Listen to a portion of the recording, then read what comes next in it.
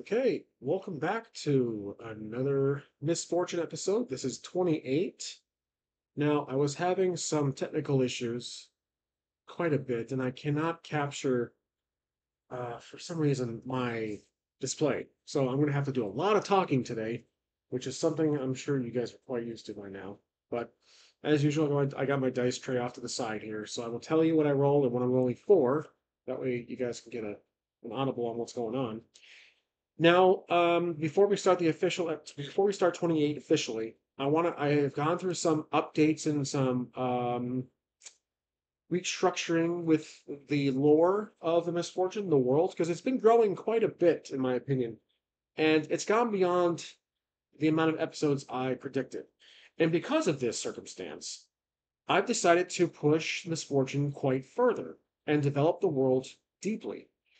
Like I mentioned before, this is not a story, but this is a world that I want to build if I ever want to come back to in the future. Here is the current situation of Misfortune. We are in the Temple Legion, and our character Breglor is fending off a demonic spirit. He is currently up against a few former comrades of his, with a sudden appearance by a past potential ally. Now, this spirit is currently possessing about two and a half individuals. I say half because the half one is Gruith, who is deceased, but now in a spiritual presence.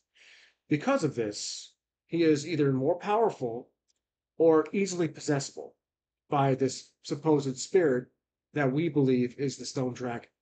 I'm trying to explain this world to you from the perspective of Breglor, so I don't want to dive too deeply into the lore, but let me tell you what I've done, what I've updated in my notes. So nothing too important, but the Breglor's character sheet hasn't changed.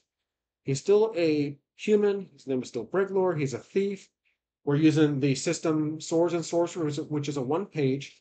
Now, this system has been fantastic, and it's going to work quite well up until the end of this quest. Once we're officially finished with this quest, we're going to drop it and update it to either D&D for long-term use or World of Dungeons because of the leveling system. That is the main that is the main concern I have for continuing this campaign, and that's because of the leveling system. There is no leveling system, from what I can tell, in this game. And that's quite all right because this was developed for quick one-shots. This has definitely gone longer than one shot for me, so I will be migrating Breglor into a future system once we get past this Temple Legion arc. So our health right now is at 10 out of 12. His spirit is 2 out of 2, which is the magic in the system. We don't know any spells. We haven't used any spells. Could we learn spells using a plot device? Perhaps we could, but for now we don't know any spells. Weapon damage is 3. We haven't done an official encounter yet. The past couple episodes, we've been mainly rolling oracle questions to solve potential conflict. We have 20 gold, and we have inventory-wise, we have a short sword, rope, torch, 2 rations, and a key. We lost the golden map due to a fumble. And now let's jump over to our character list, which has been completely, well, I have fixed it up. It was quite disorganized, and I split it from an NPC list into an NPC list and a faction list. And I've also updated the descriptions of each character. So Durvesh is the leader of the Misfits. Gruith, he's deceased, but now he's a wandering spirit. Gruith is the mightiest magic user of the Misfits and the right hand of Durvesh.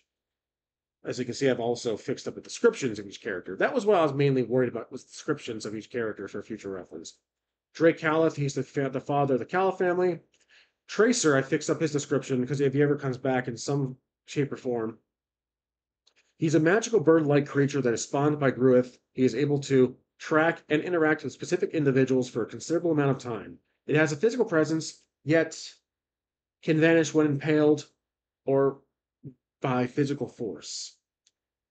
The Overseer, and this is Belinda, the Overseer of the Temple Legion, or I should say Temple Legion, and love interest of Dervish. Xena, if you remember her, she was very brief. She's a landowner who lives just south of Bellhop. Then we have Sparky, who is MIA at the moment. Breglor's pet companion, female border collie, 2 to 3 years old, found in the fields of Xena, though was not her pet. Then there was Met, the flamboyant cook at the tavern of Bellhop. There was who we have seen very recently, the Watcher, who is not allowed in the grounds of the Temple Legion. He's a traveling wise sage who wanders the landscape of the.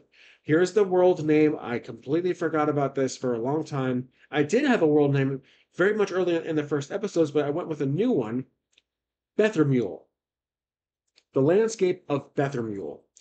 So often bestowing his wisdom to individuals who seek it. His affiliation remains neutral. He owns the bellhop inn. I say his affiliation remains neutral. I think though that he might lean more Paragon than anything at this point. But he was neutral in his introduction part, his arc. Then there is Rita, who was his wife, the friendly wife of the Watcher, managed the bellhop inn. She's deceased at the moment. Then there was the last character we spoke with Zenith. He was the owner and bartender at the Bellhop Tavern. Okay, now the three big ones, which I definitely finessed a bit. We have no longer the Kingsmen are no longer called the Kingsmen. They are now called the Royal Alliance, the mightiest and most honorable warriors to the kingdom of Bethermule, typically assembled as a trio by the king personally, often on specific missions to handle issues abroad, so outside the kingdom's walls, basically. Also known as the Royalist Three. So the Royalist Three is a nickname given by the community, people who are familiar with the Royal Alliance. Now, I'm thinking as far as like lore goes, from like Breglor standpoint, the Royal Alliance is far more than just three individuals. So the Royalist Three will try to refer, if I remember to always refer to them as the Royalist Three, no longer the Kingsmen, which I completely thought of from the Kingsman movie series. The Royalist Three is the new one I have to engrave in my mind. Then there's the Misfits, a rowdy group of infamous bandits who operated widely throughout the Bethermule. Supposedly, the Misfits have a connection to the Temple Legion. Then the third and last faction we have, the Danger House, a competing group of bandits entirely run by goblins that are a former division of the Misfits. That little snippet there is a possibility. That's if we even dive into that later on. Next is another big one, list of locations. I have the world name, of course, is Land of Bethermule. There's a town of Bellhop, a small town in the fields of Bethermule, has common necessities for travelers. We have the village of Terran, which was Breglor's home, unexplored at the moment. We have the camp of Misfits, the makeshift current location for the Misfits, cautiously close to the village of Terran, which it was cautiously close, but now it's abandoned. Griffin Cave, not fully explored. If you remember, that was much earlier in the series. We kind of stumbled upon to the actual cave of the Griffins that we dealt with prior and after that cave encounter. Let's see. The Calla family farm, a farmhouse of the Calla family. The Temple Legion. So it was Temple Legion. Now I just call it Temple Legion. A notable landmark, a mysterious temple shadowing the town of North Rock, sits on the face of a large volcanic mountain dubbed Blood Mountain. That's what I'm calling the actual mountain because it was just mountain. I never actually had a name for it, but now I'm calling it Blood Mountain, which is an active volcano overshadowing the town of North Rock, home of the Temple Legion. That's just redundant description of the mountain itself. Okay, so now we have the last two. Kingdom of Bethermule, home of the king, details to be announced. So the Kingdom of Bethermule is the walled large city that is the capital of Bethermule. We haven't explored it yet. I may potentially explore it in future episodes or sequels to this arc that we're currently experiencing with Breglor. If he dies, if he doesn't die, I will certainly want to come back to Bethermule. Bethermule has been growing on me. I thought I was going to end this a few episodes ago because I was pissed off about it, but then I realized, oh, you're so hard on yourself. It's not necessarily a story. We're just following a campaign, and it's a big growing world, and I want to keep expanding on it. So, and I hope you guys like the AI. It is AI generated picture. Obviously, I have no artistic skills whatsoever, but this is what I pictured North Rock to look like from the volcano. And I've been using this picture for a handful of the recent episodes too. Then, town of North Rock is a deserted town, hint, hint, in the northern lands of Bethermule. So we're obviously in the northern lands. And the map hasn't changed, and I'm going to be, once I fix my screen capture issue, I will be evolving the map from tiles to an actual, you know, not AI generated map, but I'm going to have to draw it up myself. because the Google Draw software is great. Don't get me wrong, and I like using it, but I want to make it look better. I don't like just to have these little icons. I want to give it some life to it, and actually, I know there's software online where you can design the world itself, and some are free, some are not. But we'll see. It's not a huge priority right now, but that's on my bucket list for this campaign. So that's where we have left off. That's what I've done so far for Bethermule and the Royalist 3. Okay, so let's officially start episode 28 right now. And I will have my dice ready with the D100s. As far as oracles go, we'll be using my percentage system. We won't be using any oracle tables. I won't be using anything else. Just it's all just gonna be coming from here, just to strengthen my creativity. And I do have some dice that do have symbols. I just got these in recently, so they are kind of oracles in a way, but they're not in paper form. They're all dice. I've had these other ones for a while now, like the weather, the loot, confrontation, character NPC reactions, target practice, basically, locations of damage, etc. We will use that for moments where I'm like just completely brain dead. Okay, let's read off where we left off. We know we were encountering Gruith, Belinda, and Durvesh, and then we were quickly dealing with that Cyclops straight from Harry Potter. And then there was a secret passage in the library. The Kingsmen or the Royals 3 busted through, and now they're there with weapons drawn. So we have to figure out now what we're going to do. We're currently in the heart, well, potentially the heart of the temple, and we're facing off. Now it's a fair fight. We have two more individuals that come to join us so far. Maybe they're on their own accord, or they have their own plan in mind for how to deal with this potential threat. Durvesh is possessed. Belinda is possessed. Gruith is possessed in a ghost form. The Cyclops, I think he's out of the picture right now because he destroyed the entrance to the library. He could just move rubble out of the way. We can get to that definitely in a second. So Gruith threw a bookshelf at us. We dodged it. We didn't take any damage. And suddenly there's a passage opening because we rolled if anything happens. And that's where I brought in the Royalist 3. Now, where to continue on? I'm thinking that Breglor is going to have to strike Durvesh at this point. He can't see him as a former ally, comrade, or friend. He has to take him out.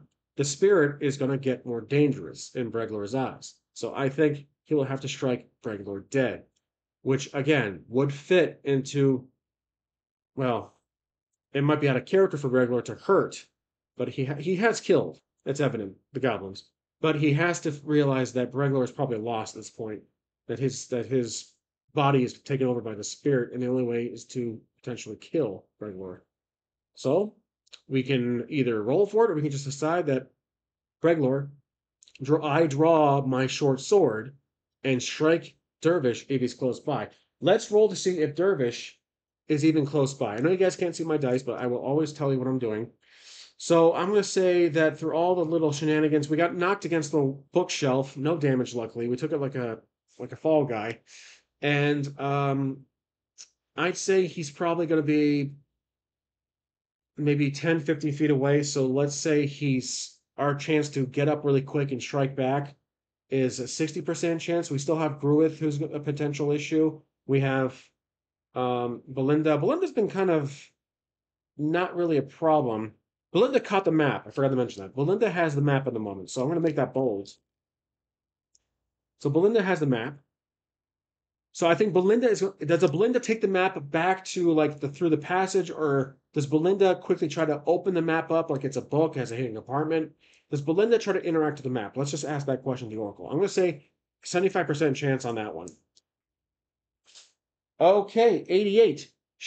Wow, that's interesting, actually. 88. So 75% was a really good chance for her opening the map, but now she's not.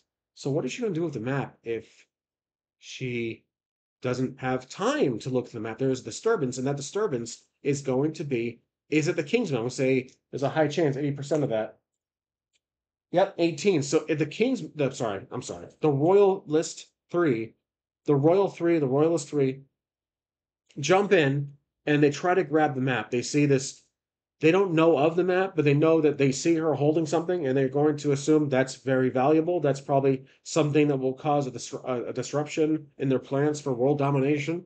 So the Royal 3 or Royalist 3 jump in and snag.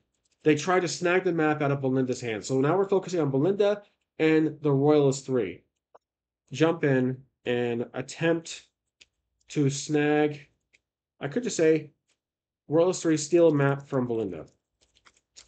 I'm trying to keep my descriptions short, so I'm not always typing. You guys are like, so let's see if they can do this. Let's roll for. We have to roll percentage because we don't have control of their characters. They are still an NPC at this point. Um,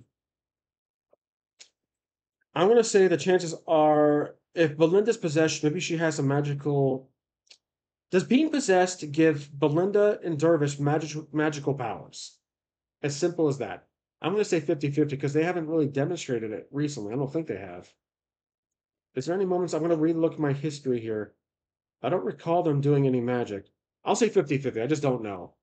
So does Belinda and Dervish being possessed by this stone dragon spirit give them superpowers? Magic. 50-50. It does. 22. So they weren't showing it sometime, but now they do. So um okay, we know this. So bold Dervish and Belinda do have magic while possessed. Okay, I'm gonna note that to myself. Okay, so now we're rolling to see if the Royalist 3, actually, I'm sorry, the Royalist 2 at this point, they're still missing that third member who died some time ago.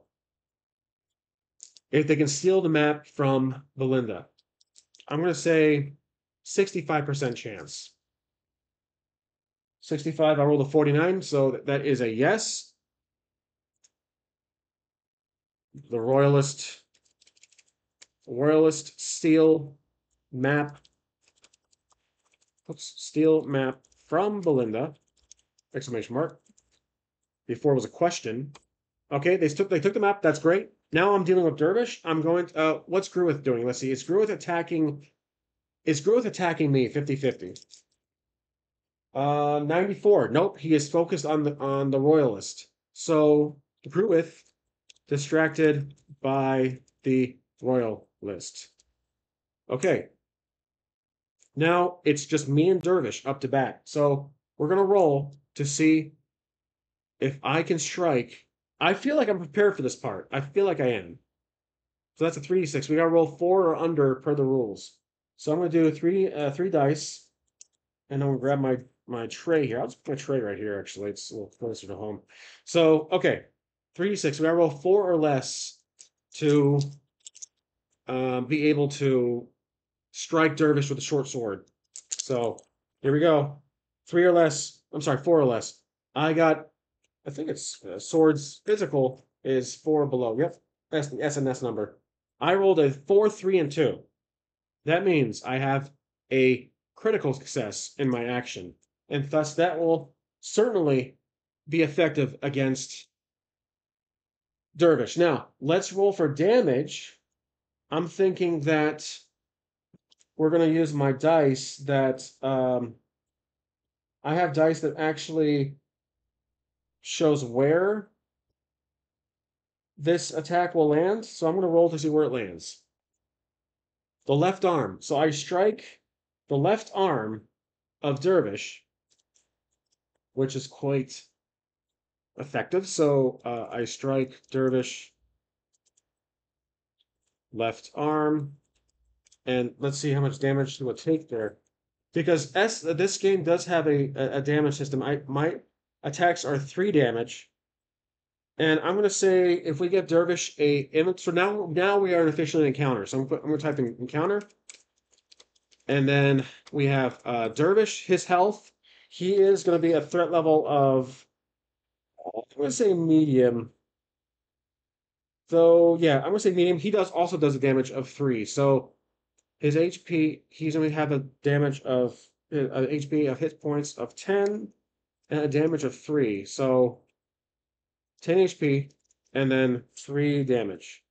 That's how much damage he can do with every strike. It doesn't fluctuate. It's a set fixed damage. So I do 3 damage to him. So he's now down to 7. Okay? And then now because he knows magic, I would say his level of magic is probably going to be, because he's not really originally a magically endowed character, He's going to be level 1. For level 1, it's like Ice Bolt, Friendship, Grease, low-level magic. They also knows Illuminate, Telepathy, Mend, Mind Illusion. Let's see, what does he use? I'm going to do a D8, because there's 4 spells in the first 2 ranks of levels. I'm going to D8 here. So I'll put my character in here too. Breglor. We have a health of... Breglor's HP is currently 10 out of 12. Yep. And our damage is... We can do 3 damage also. Weapon damage. Based on these rules. 3 damage. Okay, I'm going to roll D8 to see what Durvesh does. 3. Mend. He's going to do the following. He's going to lower his hands and aim at the floor and then cause the ground to like the concrete grounds, concrete blocks to fold up like a carpet, like he's pulling a carpet and trying to this little it basically makes the floor like rubber and goes like a wave towards us. So he's going to use that attack and then we're going to try to dodge it. So to dodge it, we're not prepared for this, but we are a thief, so we do have some agility. I'm assuming we're pretty good at that. So we got to roll a 2d6 to block to dodge this attack. So under 4, I rolled 1 4, but I also rolled a 5, which means that I'm going to say that we do dodge out of the way, but we have to partially get hit, or there is a complication of sorts. We dodge out of the way, but now we're out of range to strike Durvesh for an attack. So we're out of distance. So I'm gonna have Durvesh strike again because of that. That's the setback. We didn't get hurt, but the setback is that Durvesh can strike again. So Durvesh is going to do the following. He's going to pull his weapon out and he's going to run at us. That's his move. And does Durvesh have? I'd say we're behind a small bookshelf. We're heading right behind it. So Durvesh is going to either jump over it and strike us. Can he make it there before? I'm going to say he's going to strike us. Maybe 65% chance that he's able to run around. We're going to run for. Maybe we're going to run around, but it's his turn right now. So if we're doing turns, let's say 65% chance he's going to try to. He catches us. 63, and that is a very close no, but it is a yes. So what he does, he jumps up. We'll let him move. We won't let him strike because it didn't land perfectly. He jumps on top of the small shelf, and we can hear his voice says, "I see you." So before he strikes, we're going to try to block. So to block, we are not prepared. This is a sudden appearance by Durvesh on top, like a pirate kind of striking down. We're going to pull our sword out, so sword against sword at this point. And we got to roll 4 or less. I rolled 2 5s. So that's a no good. We get struck, and that means we get hit 3 damage. So he strikes us. Let's see where he strikes us at. I'm going to say... Oh, man. Okay. The head. Boy. Okay, so 3 damage. He hits us in the head. So now we're at 7, just like him. Because again, he causes 3 damage. Hit points are going to be, let's see.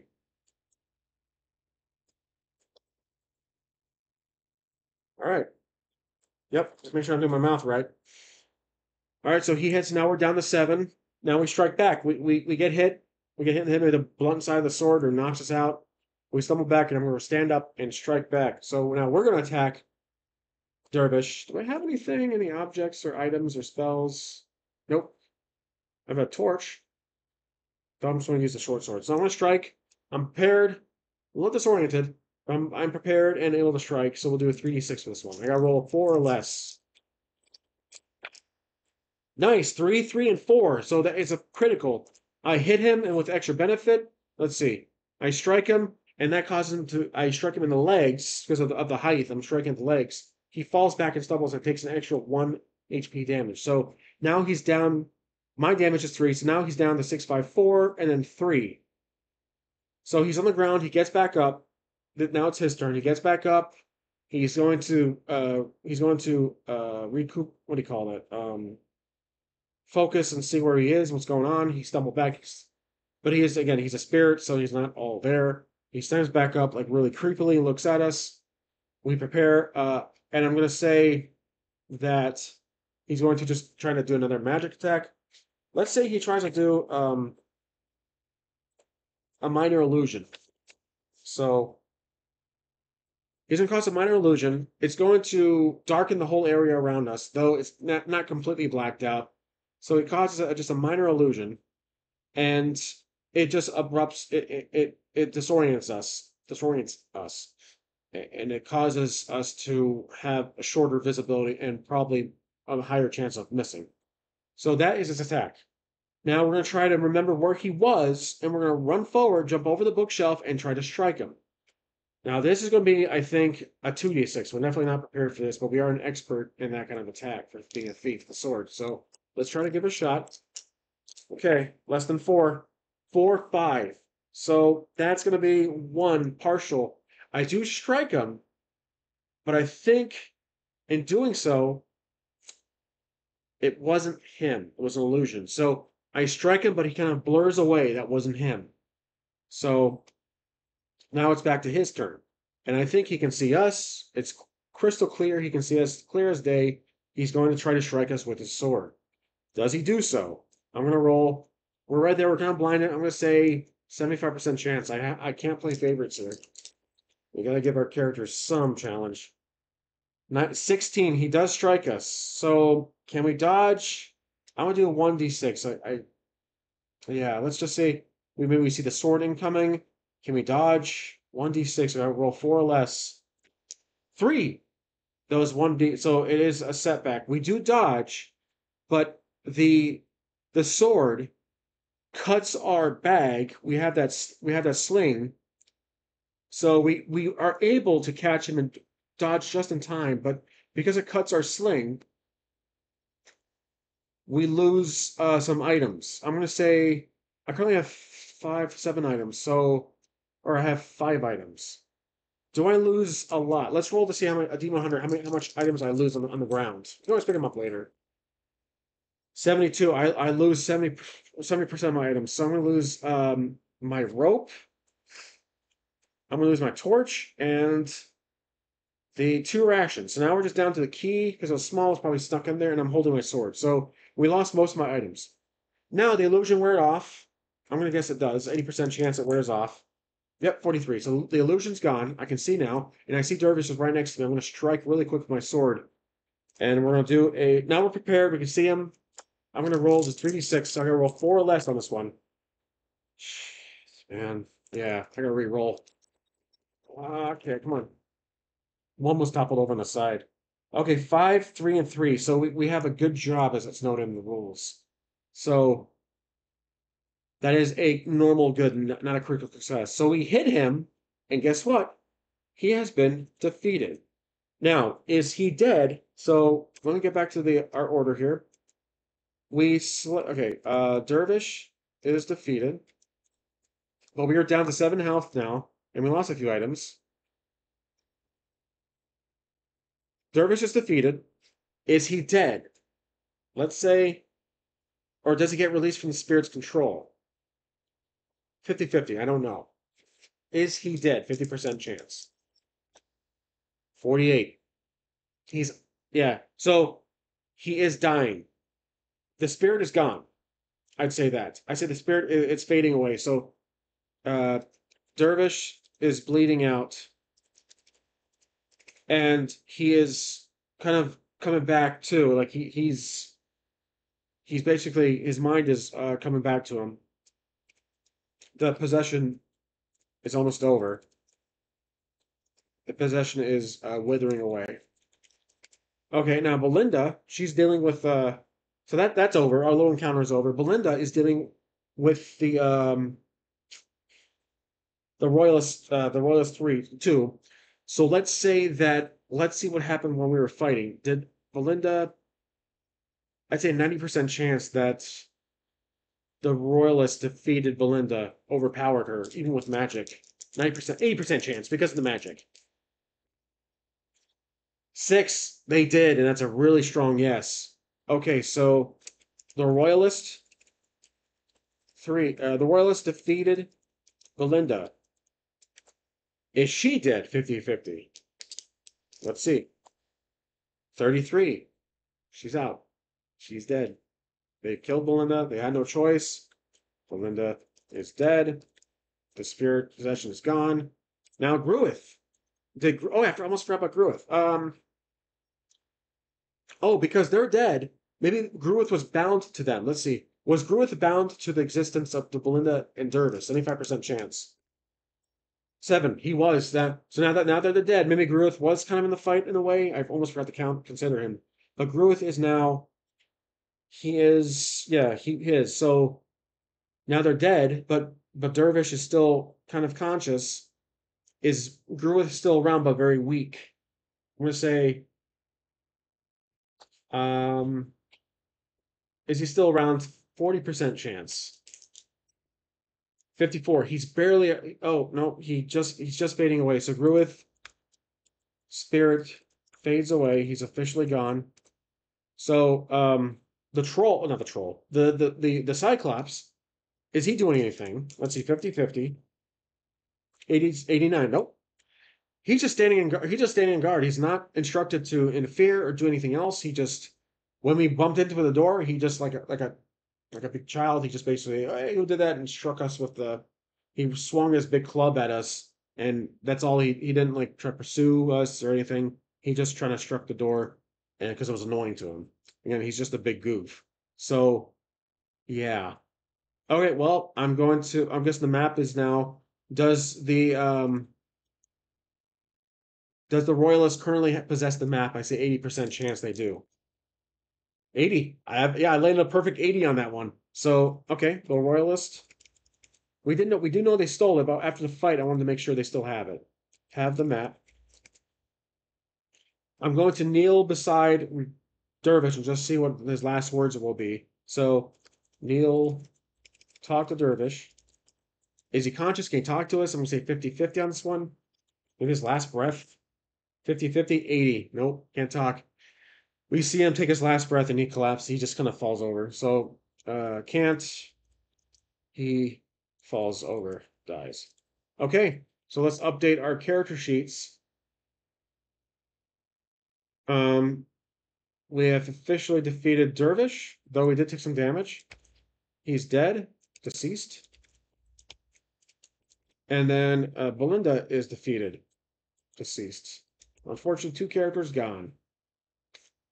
All right, that's pretty dramatic, in my opinion. Um, Now let's pick our stuff up. I'm gonna pick up my inventory. I'm gonna pick up my inventory and then I'm gonna re-add that to my character sheet. So we dropped a rope, I think. I almost forgot what I had. Rope, 2 days rations. And then what was the other one? Rope, rations. If I can't remember, I'll just say I can't find it. Oh, torch. That's right, the torch. Okay. So I put my sword back in. Is there anything of value around us? I'm going to say we're in the library, probably 65% chance. Okay, so roll 65. 30. Okay, let's just loot the general area. I'm going to see what I have a loot roll right here to see what kind of loot we find. Medium large loot. Okay. Let's see what it is. I also have a one for items. I believe I have one for item type. Let's see. I do. Medium, I'm gonna say we roll 2 of these. I have 2 loot various. They're just generic symbols like shield, armor, weapon, dice, like trinkets. I find a bow. Oh, and a crown. Something of value. A crown. I like the crown thing. Now, I find a bow, a long range weapon. So let's say I find a bow and a royal weapon. So, okay. And is it, I'm gonna say I find a short bow. And that weapon, we can only hold 7 items, so this will fill our last slot. Uh, let's say I find a crown. Is the crown a magical crown. Like the symbol on the dice is literally is literally like a king's crown. So is a magical crown. Let's say 50-50. I don't know. 67. It's not. It's just a regular crown. So it might be a value though. So crown. Does it have any writings on it? Maybe let's see. I don't have anything that shows writings. I'm gonna say does it have any writing on it? 50-50. I just don't know. 51. It did, but it's worn out. So worn out carvings on the like on the crest of the crown. I just can't really read it. So it's barely legible. So now we find the short bow and the crown. Okay, so I equip that stuff, or I put it in my bag, tie the bag up because it got cut from Dervish. And now I'm going to talk to the kings, the royalist. So talk to royalist, too. And let's see, do they say anything? Let's see what the reaction is. I have an emotion die, but I also because it's generic, it just has it's a 10-sided emotions. Three, four, yeah, it's 10-sided. It has the we've used it before. Pleasant, busy, amiable. I'm gonna roll D100 to represent the significance of the emotion that lands. So busy, of course they are, 66. They are looking through the map, I'm gonna say. So royalists are looking through the map, or they are examining map. Okay, and can they tell what the map is of? I'm gonna say maybe. I just don't know. 50-50. Can they tell what the map is a map of? Can they even tell it's a map? I'm trying to remember if see we've been through a few retcons, and that's my fault. I'm gonna say that we can go back. Let me check my episode list. So I'm gonna try to remember if we enter the Legion. We were talking to the Watcher outside about the map. So the temple, I have the map. Let's see. Before I continue, I show them. Oh, here we go. I show them the map. I ask him if he recognizes it. He briefly says the map is not of the temple, but a different plane of existence. So we know what the map is of. It's the realm of. I forgot. Yeah, the realm of death. Duh. We already rolled for that a long time ago. So can they tell what the map is of? 50-50. The Royalist. 10. Don't they do? So I'm guessing they talk to Watcher probably. Okay. They know it's a map of a different realm. Maybe not specifically of what realm, but it's a different realm. They can tell the map has just the map has symbols on it that just does not belong to this world, and they see that. Now, originally the whole idea was that we were going to have the map and we're going to explore this different realm, but is it going? Are they? What are they going? I'm going to ask what are they going to do with the map. So, because we still have that key which opened the door behind us, I asked them what they will do with the map. Okay, let's see what they're going to do with the map. I'm going to say, let's roll for. I might have a dice for this. I think I'm going to roll this one. Attacking. I rolled one that says attacking. Now, that is just one for the actions of a character, but we're not in a counter. I like this die. The symbols are very generic, like dice, a tablet, an eye. Let's just roll for this one. I'm kind of curious what this. So an eye. They are going to continue looking at the map, but because of that, you know what? I also have story blocks. 1 second, guys. I'm gonna pause my video.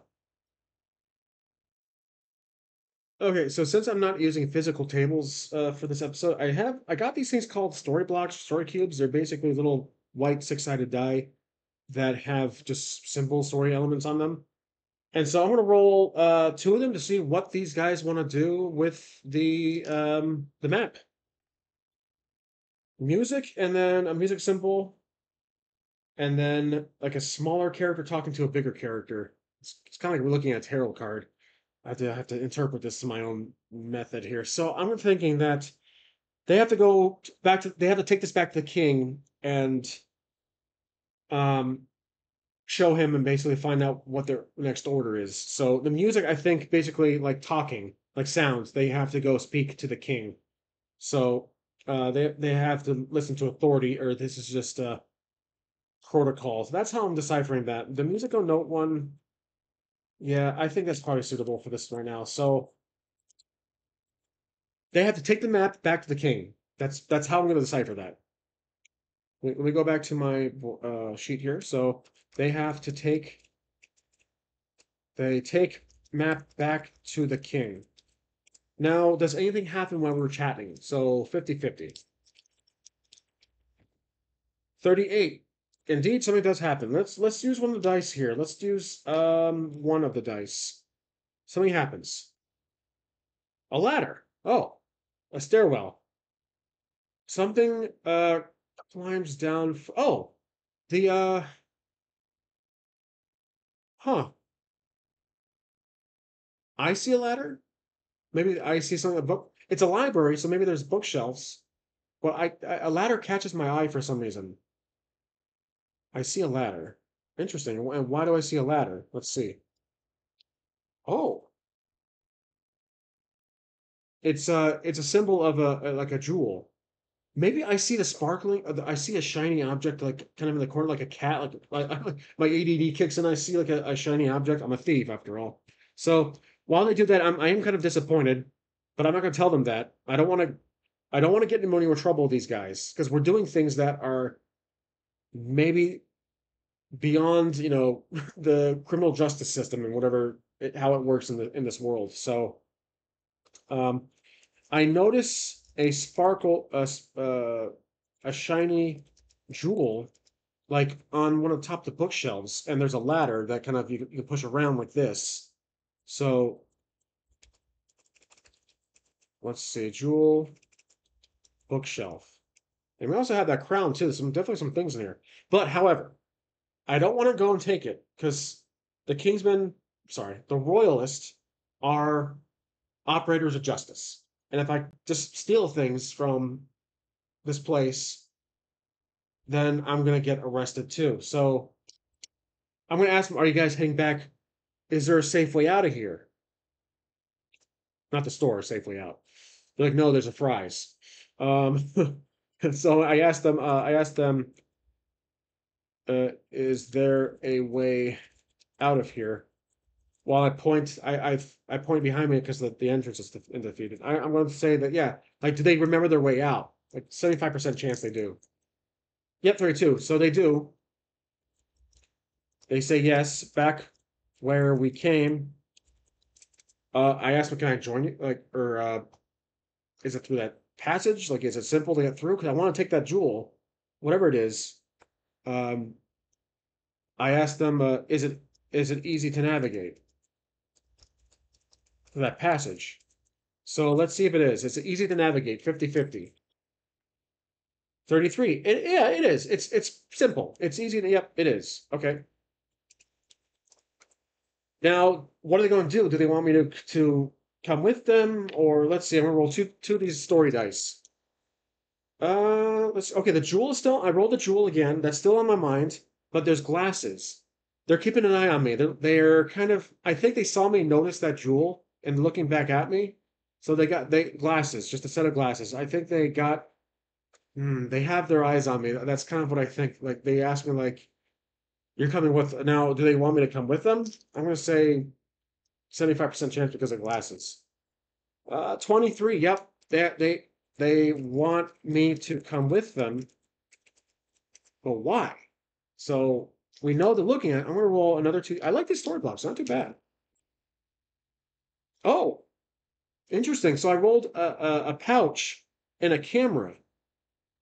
Well, there's no cameras back, obviously, back in these days. However, the camera is more of a metaphor than anything. And the pouch, they want to reward me, perhaps, for helping them. The camera, that's a tough one. I can re-roll. I re-rolled and I got like I got food, like a stove top, or a pot. they want me to come back, but the camera is a tough one. They want me to be seen as a not necessarily a hero, but they're not gonna get a picture taken with the king. Like, oh, we're gonna do this for Snapchat. But that's a tough one. A camera to be seen, to be remembered, perhaps. Oh, you know what? They want to reward me, and they want me to help them maybe travel back, or like, ah, that's a tough one. I'm gonna reroll the camera. An animal. Let's see here. I'm gonna pause and just think about this for a second. Okay, this is just a this is off like a personal reflection, and then in that story, the world itself. The pouch I see as a something that I want. The camera is something that I like.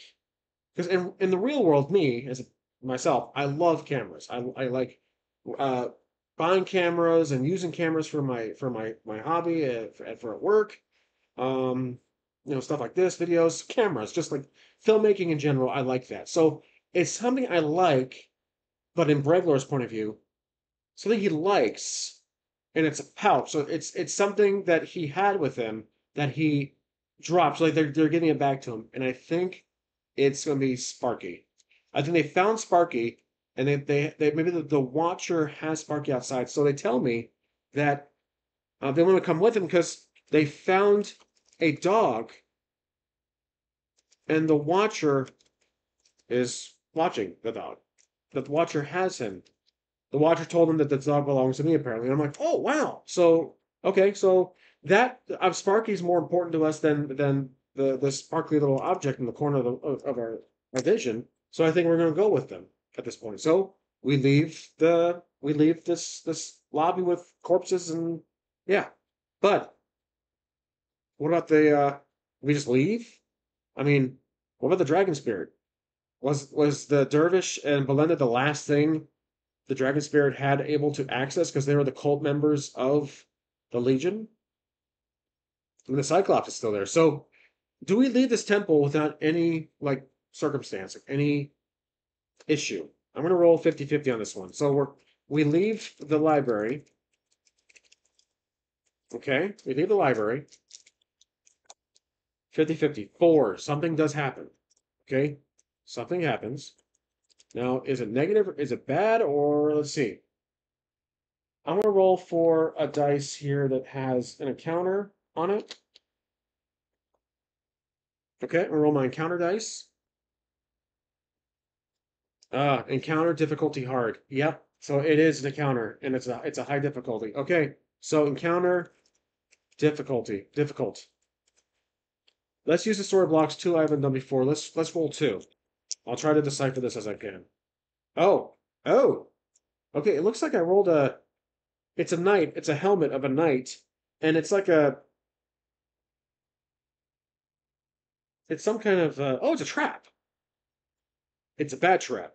So it's like a flare or something. It's like a boom, like that, like a punch. So we step into a trap that we don't see, and I do have a trap die. I think I do. There is a trap die in here somewhere. There it is. Okay, I have a trap die and the significance of it, which we know it's hard. So I'm gonna roll my trap die. Lightning. Oh, okay. I know what's gonna go on. Okay, so we're walking up the steps from the passage they got through, up the stairs, and suddenly lightning appears like a gate. It closes it traps us right in front of us. We're getting to like the top of the stairs. And then lightning like a kind of like a lightning doorway, like a gate, but in lightning form. Like this, it just kind of crackles down. A lightning trap. That's interesting actually. I really like that. And then yeah, so all I can think about right now is trying to get home. I rolled a dice that thinks city, and I'm basically village. I want to get home, and I'm gonna say roll for damage. It's gonna be dismemberment. Oh gosh, if I do accept that roll, are we even caught in the trap? Like the type of trap I'm thinking is a type of trap that you have to solve, or we triggered it. So did we step did we step on a trigger? 50-50. I think we did. So I'm gonna say 75%. 81. We didn't. This was motion detected. So somehow magically, maybe this was a last ditch effort from Gruith or some. It was just a trap that we didn't see. Um, that the royalists didn't trigger on the way down. So a lightning trap blocks the way out. Does the lightning block our way back into the library? I'm gonna say it does. I'm gonna say we're both trapped on both ends. So 75% chance it does. 51, it does. Okay, so all right, so we are trapped. It's a literal trap, but like we're more like caged in like a rat. I'm gonna roll a story dice to see what these guys will do. So mushrooms. Hmm. They are well no, let me roll 2d6. Okay, so I rolled a submarine going down. So I rolled like a descent, like a trap door. Maybe they see a way back down, or they see a trap door, perhaps. Do I see a trap door? Was it a perception check or not perception check? Was it like a okay? Maybe there is a trap door. Can I see one? So I'm looking around. We're trying to find a way out. Do they see it 50-50? Do they see the trap door? 85. They don't. Do I see? So there is a trap door to get around the lightning shield. I know it's kind of awkward. Like it is kind of an odd trap of lightning, kind of like I don't know. Like it's based on this die I rolled, but I don't want to blame the die. Cold. I think it's electricity. Maybe here's what happens. It's like an arc reactor. It's like an arc of like electricity between two active wires. There's like an arc that basically it's going in front from the ceiling down to the ground. So there's a trap door. Now, do I see it?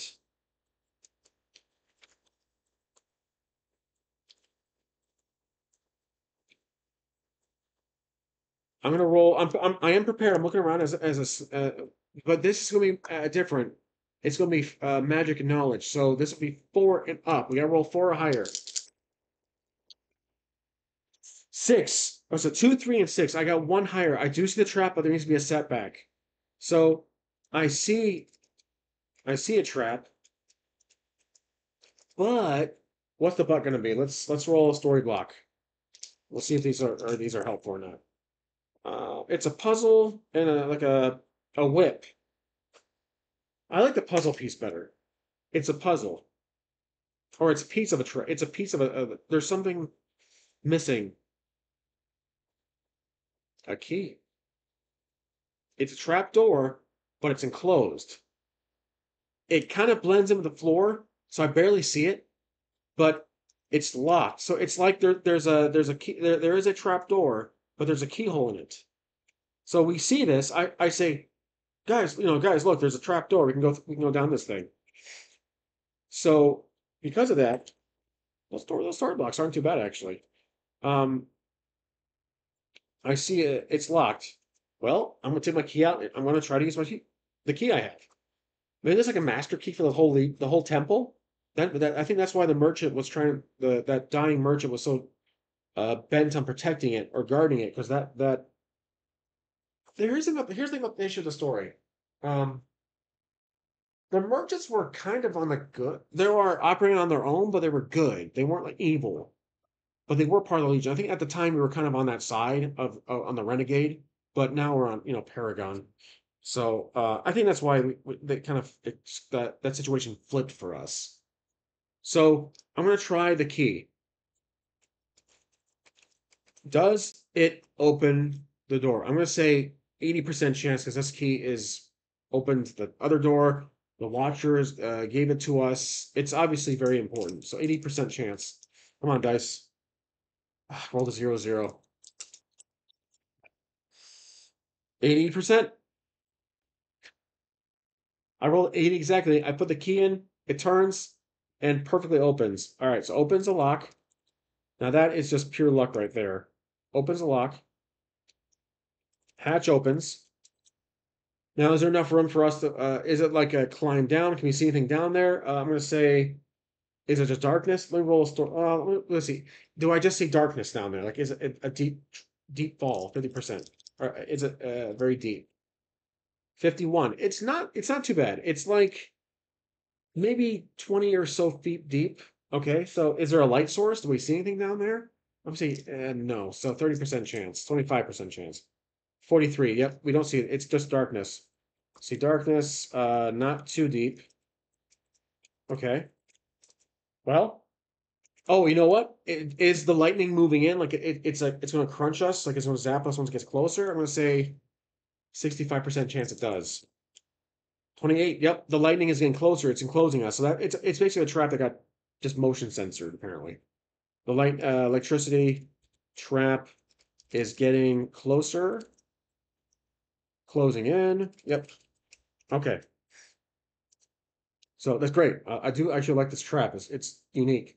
So we're going to climb down the steps. So we climb down the trap door, and then I close the latch. Now I pull my torch out. I'm going to use my torch so I can see. Now, what do I see down there? Let's roll a couple of story blocks. See what I can pick out of all these. Helmet. Oh, it's an armory. So we reach through a top ceiling opening, and we see an armory. This is probably where the merchants or the Legion had all their weapons stored. So we reach an armory room and use my torch. So does the ladder go all the way down, or does it just hit the ceiling and then there's nothing left? I'm gonna say the ladder does go all the way down to the armory. 75% chance. 97. It doesn't. So we basically hit the ceiling of the armory room, but there's no ladder down. So can we just jump off? I'm guessing we just jump. We'll jump down. I'm guessing we can. No trouble. 10% chance of any trouble. Yep, 45. We jump down. We are in the armory. We're looking around the torch, and do we see anything else besides weapon? We see weapons. We say shields, etc. Just anything of offensive items, defensive items. Let me roll the story blocks. Oh, so a facial expression, like it's kind of shocked. We see something of, oh, we see food. So I rolled the boiling food. We're surprised to see food. Like maybe there's a stove, there's an active stove, like a range that's on, or gas. I don't know, however, there's a table. We see table and food, fresh. Uh, is there anybody in the room with us? That's going to be interesting. Let's see. Is there anybody in the room with us? I'm going to say 50-50. I just don't know. 23. There is someone in the room. So there is someone in the room. It's an armory. Who is it? Let's roll. So I do have some dice for, let's see, who is it? I do have dice for races. So human, inhuman, creature, monster, etc. So let's roll it. It's just a d6, so it's not a lot to choose from. It's an elf. So it's a human, but it's an elf. Interesting. Okay, well, I'll say we'll see an elf. We see an elf. And that's where I'm gonna the elf is just sitting there eating. He or she's eating. Oh, is there more than one? Let's see. Uh, is there more than one elf? I'm gonna say 15%. I think it's just that one individual elf. Yep, 46. So there is only one elf. How does the elf react to seeing us? I have the emotion die, and I'll roll for significance. Let's see. He's pleasant. 18. He's okay. He's in a good mood. He's not like he doesn't see us as a threat. So 18. He's just kind of looking at us. He's not mad or surprised or feels like he's in danger. I think he's just kind of looking at it like this. He seems very quiet. Neutral expression. Isn't afraid or worried. We shouldn't feel afraid. So he's just sitting there eating, and then he looks up.